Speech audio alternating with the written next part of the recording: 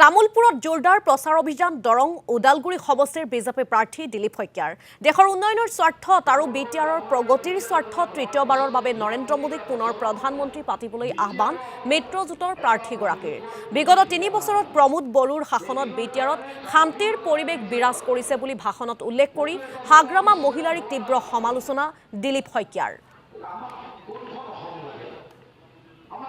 দলং পাইছে ৰাস্তা পাইছে হস্পিটাল পাইছে কলেজ পাইছে বিভিন্ন দীৰ্ঘদিনীয়া অভাৱবিলাক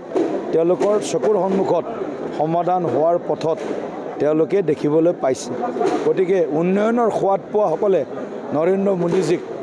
কোনো কালে বাদ দিব নোৱাৰে উন্নয়নৰ বিপৰীতে যোৱাসকলে নৰেন্দ্ৰ মোদীজীক বিৰোধ কৰিব বিচৰাসকলৰ ৰাস্তাবিলাক ৰাইজে লাহে লাহে বন্ধ কৰি দিছে ৰাইজে সোমাব নোৱাৰা কৰি দিছে গতিকে সেইকাৰণে মই তামুলপুৰবাসী ৰাইজক এইটো আহ্বান জনাইছোঁ তামুলপুৰত 1600 কোটি টকাৰ যোৱা 3টা বছৰত উন্নয়নৰ কাম কাজ আৰম্ভ হৈছে অসমৰ 126টা বিধানসভা সমষ্টিৰ ভিতৰত তামুলপুৰ সমষ্টিয়ে সৰ্বাধিক উন্নয়নৰ সুযোগ লাভ কৰিছে গতিকে তামুলপুৰবাসীয়ে পৰিপক্কতাৰে নিজৰ বিবেকেৰে নিশ্চিতভাৱে 26 তাৰিখে উচিত সিদ্ধান্ত ল'ব নৰেন্দ্ৰ মোদী ডাঙৰীয়াক বিপুল ভোটত জয়যুক্ত কৰাব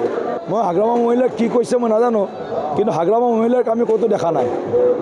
দৰং ওদালগুৰিত কোনো ৰাইজে ক'তো দেখা নাই গতিকে হাগ্ৰামা মহিলাই ডাঙৰীয়াইতো